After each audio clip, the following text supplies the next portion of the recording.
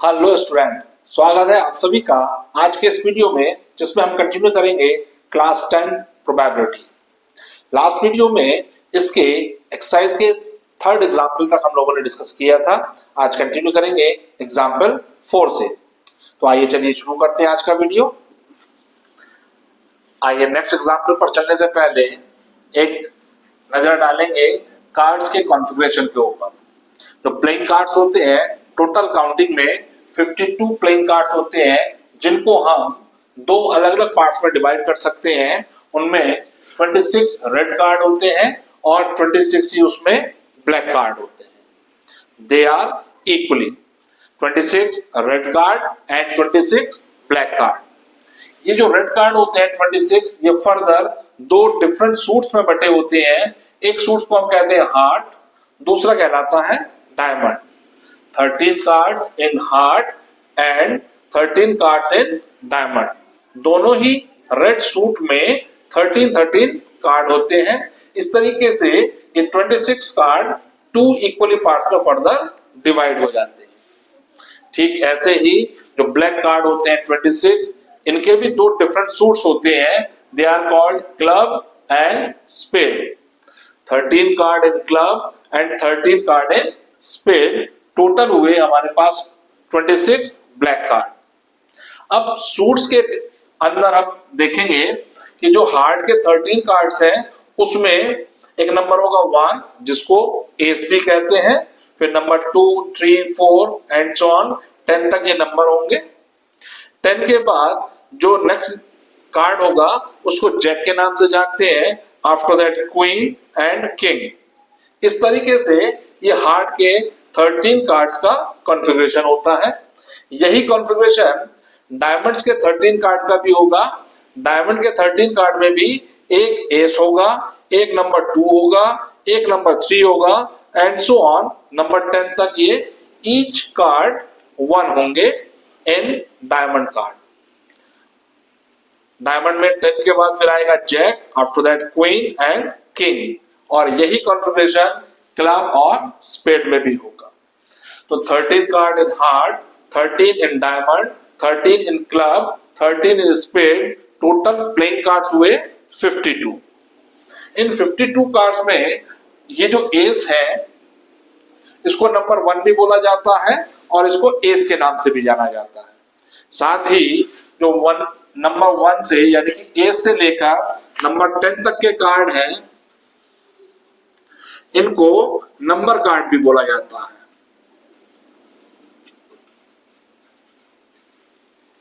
सभी सूट्स के नंबर 1 से लेकर नंबर 10 तक के कार्ड नंबर कार्ड्स के नाम से भी जाने जाते हैं।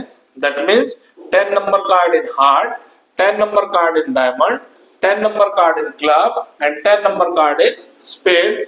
Total number of number card is 40। 10 plus 10 plus 10 plus 10। इसके अलावा जैक, क्वीन, किंग, इनको फोटो कार्ड या पिक्चर कार्ड्स के नाम से भी जाना जाता है। तो there are 3 picture card in heart, 3 picture card in diamond, 3 picture card in club and 3 picture card in spade. Total picture card या फोटो कार्ड 3 4 जा 12। तो इस तरीके से हमारे पास टोटल 12 फोटो कार्ड होते हैं, 40 नंबर कार्ड्स होते हैं। अगर हम एक एस के बारे में बात करें तो we have total 4 aces in deck of playing cards. कोई भी नंबर कार्ड, स्पेसिफिक नंबर अगर हमने, for example 7 number card, counting में 4 ही होंगे, 4 ही जैक होंगे, 4 ही क्वीन होंगी, 4 ही किंग होंगे। Each denomination have 4 cards. तो ये अपकमिंग क्वेश्चंस में काफी फ्रिक्वेंटली यूज होने वाला कॉन्फ़िगरेशन है, इसलिए कार्ड का थोड़ा सा बैकग्राउंड पता होना इस चैप्टर की एक नीड भी है। तो आइए देखेंगे अब एग्जाम्पल नंबर 4। आइए देखेंगे एग्जाम्पल 4, जिसमें हमसे कहा गया है कि एक वेल शफल्ड प्लेइंग कार्ड्स में से एक कार्ड रैंडमली हमको पिक करना है। इस बात की क्या प्रोबेबिलिटी होगी कि selecting card is a ace. तो अभी हमने देखा था कि we have 4 aces in a deck of playing cards. किसी भी प्लेइंग कार्ड्स के डेक में 4 एसेस होते हैं। एस आने की प्रोबेबिलिटी हमको फाइंड करनी है। इस बात के फेवर में, इस इवेंट के फेवर में we have 4 outcomes and the total number of outcomes in a deck of playing cards are 52। क्योंकि 52 प्लेइंग कार्ड्स होते हैं, कोई भी आउटकम्स पिक करने पर आ सकता है। तो फेवरेबल आउटकम्स हुआ 4 and the total number of outcomes become 52, so the probability of select a ace is 4 by 52। अब ये जो फेवरेबल आउटकम्स है, एस का आना ये स्पेड का भी हो सकता है, क्लब का भी हो सकता है, डायमंड का भी और हार्ट का भी हो सकता है। किसी भी सूट्स का हो, वो एस यदि है तो उसके फेवर में 4 आउटकम्स होंगे and there are 52 total outcomes. Second part में हमसे पूछा है नॉट एन एस, एक एस ना हो। 52 प्लेइंग कार्ड्स में से not aces card 52 minus 4 that means 48 card ऐसे होंगे जो एस नहीं होंगे। यदि एस नहीं होंगे तो वो रिमेनिंग किसी भी डिनोमिनेशन का कार्ड हो सकता है। वो नंबर 2 हो सकता है, 3 हो सकता है, 4 हो सकता है एंड सो ऑन। नंबर 10 हो सकता है, जैक, क्वीन, किंग। इस तरीके से रिमेनिंग 12 डिनोमिनेशन में वो कोई भी कार्ड हो सकता है। 12 डिनोमिनेशंस में कोई भी कार्ड होगा। साथ ही हर डिनोमिनेशन के 4 कार्ड होते हैं। तो 12 4 8 48 फेवरेबल आउटकम्स हो गए इस बात के लिए कि चुना हुआ कार्ड एस नहीं होगा। दैट मींस नॉट एस की प्रोबेबिलिटी के लिए हो जाएगा 48 are the favourable outcomes and 52 are the total outcomes. So the probability of not ace become 48 upon 52. इनको सिंप्लीफाई किया जा सकता है। 4 से 52 कैंसिल होता है 13 टाइम्स। इस बात की प्रोबेबिलिटी हो गई 1 by 13। 4 से 12 टाइम्स, 4 से 13 टाइम वी गेट 12 by 13। यहां पर फिर से अगर हम देखें तो गेटिंग एन एस कार्ड की प्रोबेबिलिटी है 1 by 13, जबकि नॉट एस कार्ड की प्रोबेबिलिटी आई हमारे पास 12 by 13। किसी भी इवेंट के अकरेंस और उसी इवेंट के नॉन अकरेंस की प्रोबेबिलिटी का सम 1 होता है, ऐसा हमने पीछे डिस्कस किया था। इसको भी यहां पर चेक करके देखेंगे। इवेंट के अकरेंस की प्रोबेबिलिटी यानी कि एस आने की प्रोबेबिलिटी है 1 by 13। इसमें यदि हम ऐड करें नॉन अकरेंस की probability which is 12 by 13, we take LCM as 13, we get 1 plus 12, 13 by 13 we get 1। तो एक और एग्जांपल में हमने देखा कि किसी भी इवेंट के अकरेंस और उसी इवेंट के नॉन अकरेंस की प्रोबेबिलिटी का सम ऑलवेज 1 ही होगा। तो ये था एग्जांपल नंबर 4। आइए देखेंगे एग्जांपल 5, जिसमें हमको गिवन है कि संगीता और रेशमा एक टेनिस मैच खेल रही हैं। इस टेनिस मैच को संगीता विन करे इस बात की प्रोबेबिलिटी 0.62 है।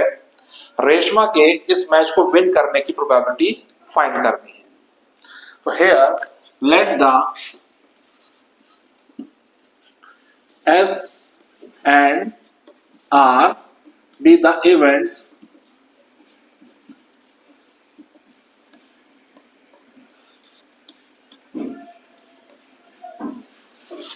to win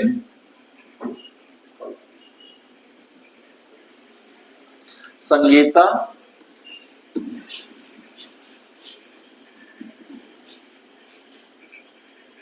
and Reshma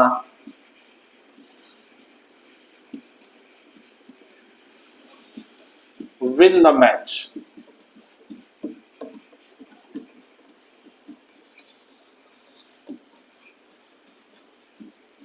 हमने माना कि एस एक इवेंट है यदि संगीता मैच विन करती है तो, और R be the event to win the match by Reshma. तो यहां अगर संगीता मैच विन नहीं करेगी तो डेफिनेटली रेशमा मैच विन करेगी। तो यदि इवेंट इस प्रकार से हो कि एक इवेंट के अकरेंस से बाकी इवेंट का अकरेंस रुक जाए, बाकी इवेंट अकर ना हो, एक घटना यदि घट जाए तो बाकी घटनाओं में से कोई घटना ना घटे, तो इस प्रकार के इवेंट कॉम्प्लीमेंट्री इवेंट्स कहलाते हैं। यहाँ event S and S event R, they are complementary events. तो गिवन है हमको पी एस, संगीता के विन करने की प्रोबेबिलिटी दे रखी है 0.62। रेशमा के मैच विन करने की प्रोबेबिलिटी हमको फाइंड करनी है। कॉम्प्लीमेंट्री इवेंट के रिगार्डिंग रूल होता है कि दो कॉम्प्लीमेंट्री इवेंट के प्रोबेबिलिटी का सम ऑलवेज 1 होता है। तो hair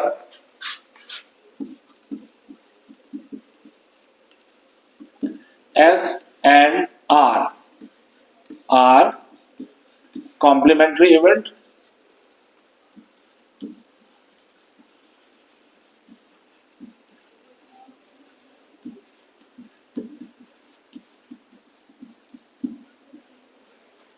so PS plus PR equal 1।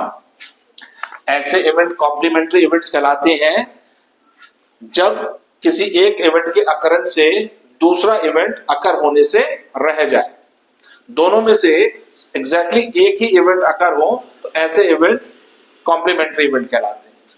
तो यदि संगीता मैच विन करती है तो डेफिनेटली रेशमा मैच को विन नहीं करेगी, और यदि रेशमा मैच विन करती है तो डेफिनेटली संगीता मैच विन नहीं करेगी। इसलिए they are complementary events. Complementary events के लिए दोनों की इंडिविजुअल प्रोबेबिलिटी का सम 1 होता है। PS का वैल्यू हमको गिवन है 0.62, ये वैल्यू यहां पुट करेंगे और PR का वैल्यू फाइंड आउट करेंगे। तो यहां हो जाएगा 0.62 plus probability to winning Reshma equal R। तो PR हमारा हो जाएगा 1 minus 0.62, that means 0.38 is the probability of winning Reshma the tennis match. तो ये था एग्जाम्पल नंबर 5। आइए देखेंगे एग्जाम्पल 6, जिसमें हमको गिवन है Savita and Hamida are 2 friends. इन दोनों का डिफरेंट डे पर बर्थडे हो, इस बात की प्रोबेबिलिटी हमको फाइंड करना है, जबकि ईयर ऑर्डिनरी ईयर होगा, वो लीप ईयर नहीं होगा। तो in ordinary year there are 365 days। In this situation, they are equally likely, क्योंकि सविता का बर्थडे 365 डेज में से किसी भी दिन हो सकता है। लेकिन जब हम बात करेंगे हमीदा के बर्थडे के रिगार्डिंग, तो हमीदा का बर्थडे उस दिन नहीं होना चाहिए जिस दिन सविता का बर्थडे होगा। सविता का बर्थडे ऑब्वियस है, स्पेसिफिक एक ही दिन होगा। दैट मीन्स हमीदा के बर्थडे के लिए अब फेवरेबल आउटकम्स होंगे 364। वो दिन जिस दिन सविता का बर्थडे नहीं होगा, वही दिन हमीदा के बर्थडे के लिए फेवरेबल होगा। फॉर एग्जाम्पल मैं मानूं कि सविता का बर्थडे 1 जनवरी को है, तो हमीदा का बर्थडे 1 जनवरी को नहीं होना चाहिए, क्योंकि यदि हमीदा का बर्थडे भी 1 जनवरी को हो गया तो दोनों का ही बर्थडे सेम डे हो जाएगा, जो कि हमको नहीं चाहिए। तो इस कंडीशन में हम कह सकते हैं हमीदा के बर्थडे के लिए रिमेनिंग 364 डेज फेवरेबल्स होंगे। तो इस सिचुएशन में हमीदा का बर्थडे हो जाएगा 364 डिवाइडेड बाय 365 डेज, ये प्रोबेबिलिटी होगी हमीदा के बर्थडे के लिए। यहां देखेंगे टोटल आउटकम्स,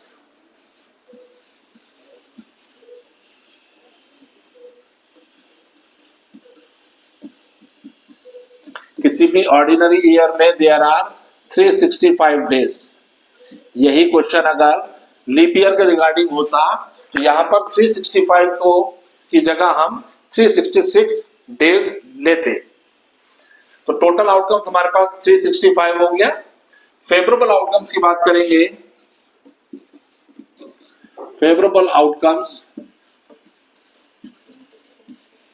एक वो पर्टिकुलर डे फेवरेबल नहीं होगा जिस डे में दोनों का बर्थडे पड़ेगा, उसको छोड़कर बाकी सभी दिन फेवरेबल होंगे। That means 364 days are the favourable. So probability of different birthday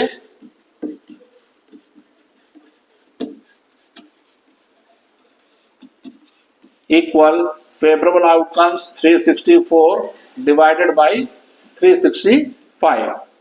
ये था इसका फर्स्ट पार्ट। सेकंड पार्ट में पूछा गया है कि बर्थडे सेम डे बर्थडे होना चाहिए।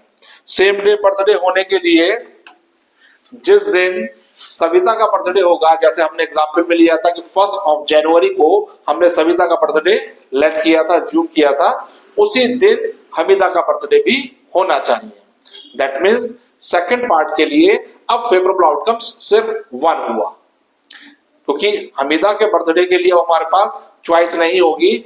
जिस दिन सविता का बर्थडे होगा उसी दिन हमीदा का बर्थडे होना चाहिए। इसलिए इस सिचुएशन में प्रोबेबिलिटी हो जाएगी 1/365। इसको हम दूसरे तरीके से भी समझ सकते हैं। बर्थडे डिफरेंट डेज हो पहला इवेंट, और बर्थडे सेम डे हो दूसरा इवेंट। ये दोनों ही इवेंट कॉम्प्लीमेंट्री इवेंट है। यदि पहला इवेंट अकर हो गया तो डेफिनेटली दूसरा इवेंट अकर नहीं होगा, और यदि दूसरा इवेंट अकर हो गया तो डेफिनेटली पहला इवेंट अकर नहीं होगा, क्योंकि बर्थडे या तो सेम डे होंगे या डिफरेंट डेज होंगे। तो ऐसे में हम फर्स्ट पार्ट में निकाले गए आंसर को यदि 1 में से माइनस कर दें तब भी हमारे पास सेम डे बर्थडे होने की प्रोबेबिलिटी फाइंड हो जाए। तो इसको इसी तरीके से हम करेंगे सेकंड पार्ट के लिए। As birthday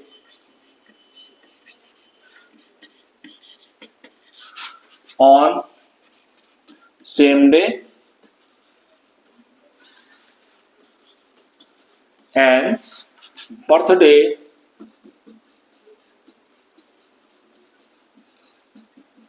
on different day are complementary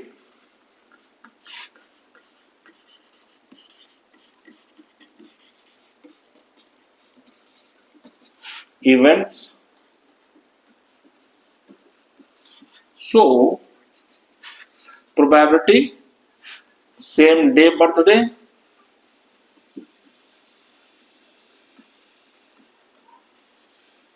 plus probability different day birthday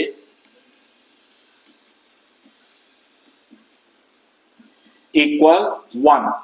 बिल्कुल लास्ट एग्जाम्पल की तरह, यदि इवेंट कॉम्प्लीमेंट्री होते हैं तो उन दोनों इवेंट की प्रोबेबिलिटी का सम 1 होता है। तो सेम डे बर्थडे होने की प्रोबेबिलिटी हमको फाइंड करनी है। ये ऑलरेडी फर्स्ट पार्ट में हम कैलकुलेट कर चुके हैं। डिफरेंट डे बर्थडे की प्रोबेबिलिटी इस बारे में हमको फर्स्ट पार्ट में आंसर ले लिया था। ये वैल्यू ये हम रिप्लेस कर देंगे। ये हो जाएगी probability same day birthday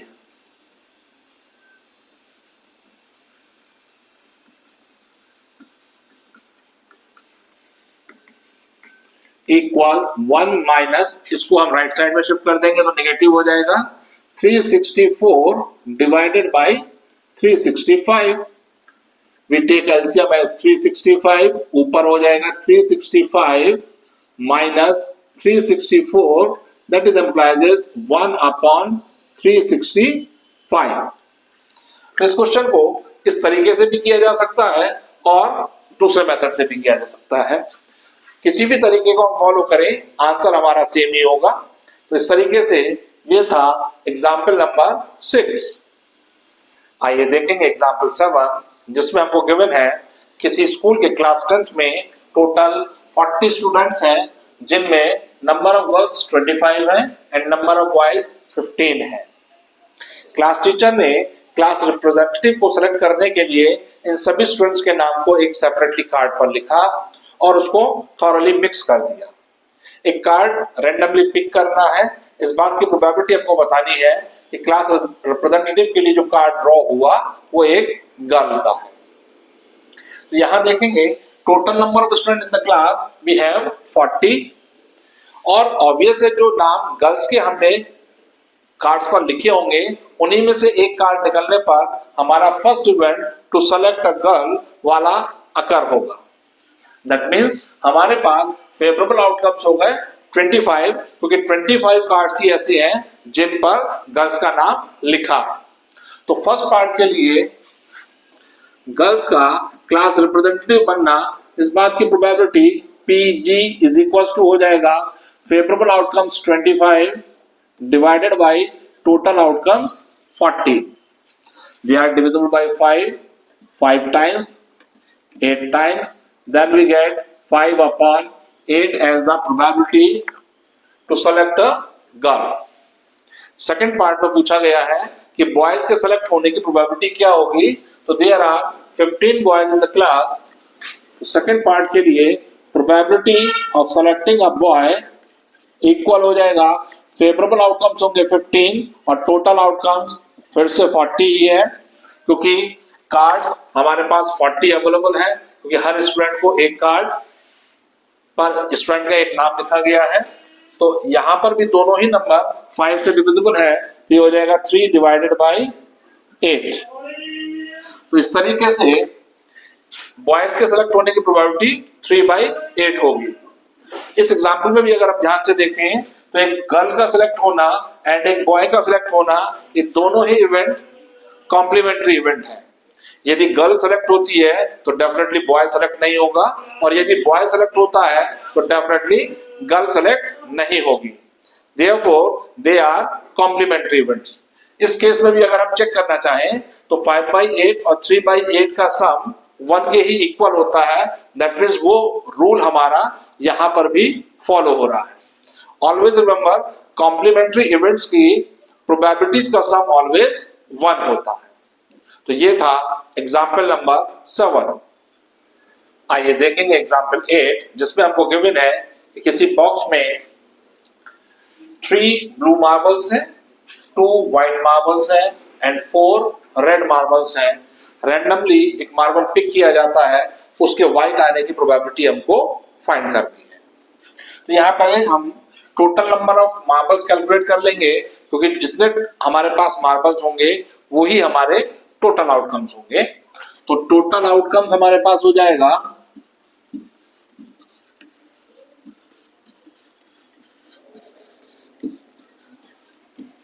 3 + 2 + 4. 4 2 are 6 + 3 9. Total 9 marbles है, तो टोटल आउटकम्स हो गए हमारे पास 9. व्हाइट आने की प्रोबेबिलिटी हमको फाइंड करनी है. व्हाइट मार्बल्स हमारे पास 2 है, तो 2 हमारे पास फेवरेबल आउटकम्स होंगे. तो फर्स्ट पार्ट के लिए प्रोबेबिलिटी ऑफ व्हाइट मार्बल हमारे पास आ जाएगी 2/9. इसी तरह से सेकंड पार्ट में ब्लू मार्बल आने की प्रोबेबिलिटी हमको फाइंड करनी है, and there are 3 blue marbles. तो ब्लू मार्बल आने की probability of getting a blue marble equal, there are 3 favorable outcomes where total outcomes are 9. तो 3/9 सिंप्लीफाई कर सकते हैं इसको. 1/3 is the probability of getting a blue marble. Third part में red marble आने की प्रोबेबिलिटी हमको बतानी है. Probability of getting a red marble, और देयर आर 4 रेड मार्बल. तो प्रोबेबिलिटी हो जाएगी 4/9, क्योंकि फेवरेबल आउटकम से हमारे पास 4. एग्जाम्पल में भी देखेंगे हम कि व्हाइट मार्बल का आना, उसको पिक करना, ब्लू मार्बल को पिक करना और रेड मार्बल को पिक करना, दे आर कॉम्प्लीमेंट्री इवेंट्स. क्योंकि यदि हमने व्हाइट मार्बल को पिक कर लिया तो बाकी दोनों मार्बल में से कोई मार्बल पिक नहीं हो सकता. इसी तरह से ब्लू मार्बल को यदि हम पिक करते हैं तो रिमेनिंग दोनों मार्बल में से कोई भी मार्बल पिक नहीं हो सकता. Therefore, they are also complementary event. अब यदि कॉम्प्लीमेंट्री इवेंट्स हैं तो इनकी प्रोबेबिलिटीज का सम 1 के इक्वल होगा.